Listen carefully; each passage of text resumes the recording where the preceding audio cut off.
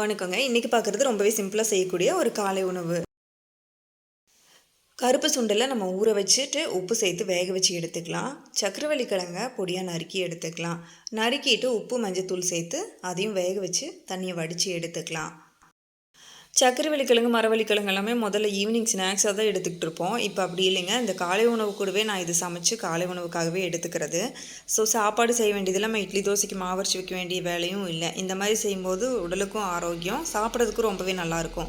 வெறும் கொண்டக்கடலை மட்டும் சாப்பிட்டோம் அப்படின்னா நமக்கு வயிறு நிறைஞ்ச மாதிரி இருக்காது. அதனால தான் இந்த மாதிரி 2-3 ஐட்டத்தை செஞ்சு ஒரு காலை உணவாக எடுத்துக்கிறது.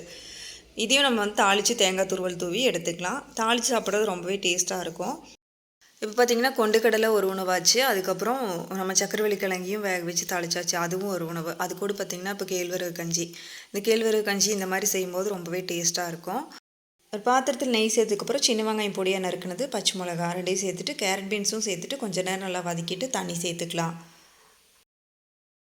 கேழ்வரகு மாவு தண்ணியில் கரைச்சி வச்சுக்கலாம். தேவையான அளவுக்கு நம்ம மாவு எடுத்துக்கலாம். நம்ம எவ்வளோ பேர்த்துக்கு செய்கிறோமோ அந்தளவுக்கு அனுசரித்து மாவு எடுத்து நல்லா தண்ணியில் கரைச்சி வச்சுக்கலாம்.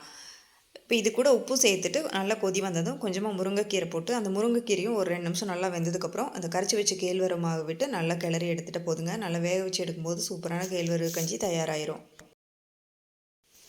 வேக வச்ச கொண்டக்கடலை, பொடியாக நறுக்குன பெரிய வெங்காயம், கேரட், கொஞ்சம் தேங்காய் துருவல், கொத்தமல்லி இலை இது மட்டும் கலந்துட்டா போதுங்க. ஒரு சிம்பிளான ஒரு சாலட் தயார் பண்ணிக்கலாம். இந்த 3 வகையான உணவுமே பார்த்திங்கன்னா ரொம்பவே டேஸ்ட்டாக இருக்கும். நம்ம இதில் சக்கரவள்ளி கிழங்கு மட்டும் எடுத்துக்கிட்டாலும் நமக்கு வந்து சாப்பிட்ட மாதிரி இதுவே போதும் அப்படிங்கிற ஒரு திருப்தி வராது. கஞ்சி கேழ்வரகு கஞ்சி மட்டும் எடுத்தால் அதுவும் வந்து ஐயோ அது கொஞ்சம் தண்ணி மாதிரி இருக்கே சீக்கிரம் பசி எடுக்கும் அப்படிங்கிற மாதிரி இருக்கும். கொண்டக்கடலை மட்டும்னா ரொம்ப நேரம் மென்று சாப்பிடணுமே அப்படின்னு தோணும். இந்த மாதிரி 3 ஐட்டத்தையும் எடுத்துக்கும்போது ஒரு அருமையான காலை உணவு சாப்பிட்ட மாதிரி ஒரு திருப்தியாக இருக்கும். வயிறும் நிறைஞ்சிருக்கும், மனசும் நிறைஞ்சிருக்கும். ஸோ இந்த உணவு பிடிச்சிருந்தா நீங்கள் ஒரு முறை ட்ரை பண்ணி பாருங்கள். ஆரோக்கியம் என்பது அனைவரின் வசமாகட்டும்.